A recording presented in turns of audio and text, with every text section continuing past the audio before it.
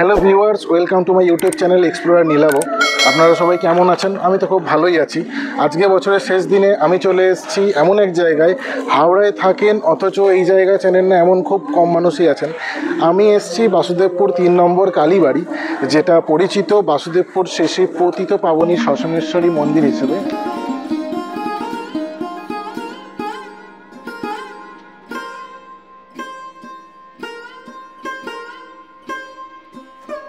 আজকে এই মন্দির নিয়েই আপনাদের সাথে ভিডিও শেয়ার করব। আমি হয়তো সবটা জানি না, তবে যেটুকুনি জানি আপনাদের সাথে শেয়ার করব। আর আপনাদের যদি কোনো তথ্য জানা থাকে অবশ্যই কমেন্টে জানাবেন, আর ভুল ত্রুটি হলে অবশ্যই মাফ করে দেবেন। আর যারা এখনও অবধি আমার চ্যানেলটাকে সাবস্ক্রাইব করেননি, ঝটপট চ্যানেলটাকে সাবস্ক্রাইব করে নিন। তো চলুন দেখে নেওয়া যাক এক নজরে এই মন্দির।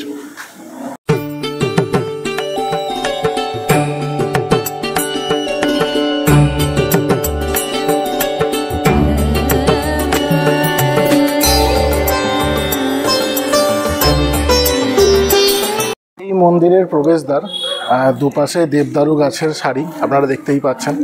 আর এখান থেকে সোজা যে মায়ের মন্দির, ঢোকার বাঁ দিকেই রয়েছে মঞ্চ। আর ওই দিকটা আপনারা দেখতে পাচ্ছেন, ওখানে আম কাঁঠালের গাছ রয়েছে।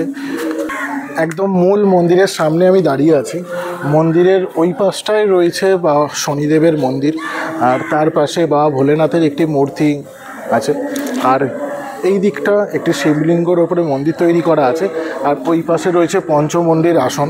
আর এই দিকটা দেখতেই পাচ্ছেন একদম ভরা রয়েছে আম কাঁঠাল।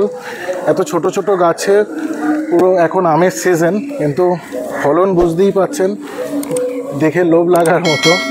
কিন্তু মন্দিরের সম্পত্তি যেহেতু, দেখেই মন ভরাতে হবে।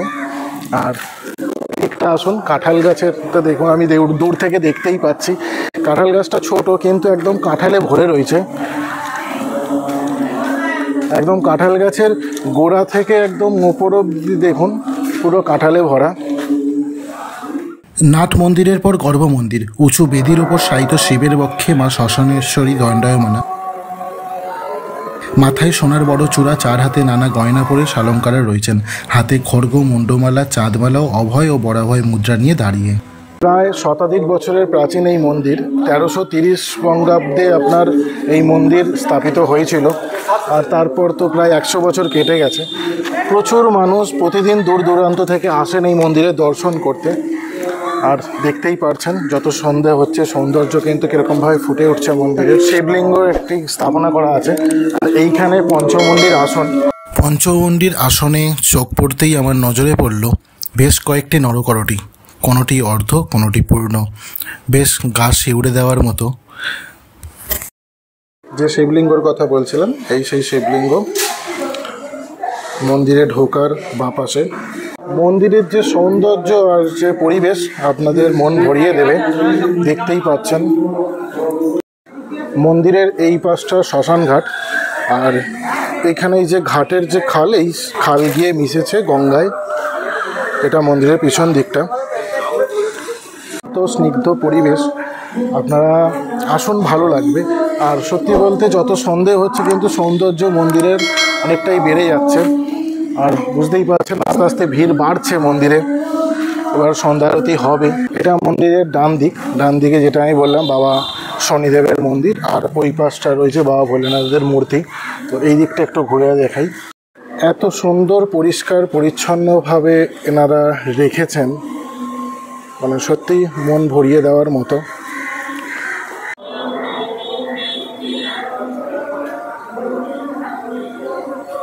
কিভাবে আসবেন এখানে?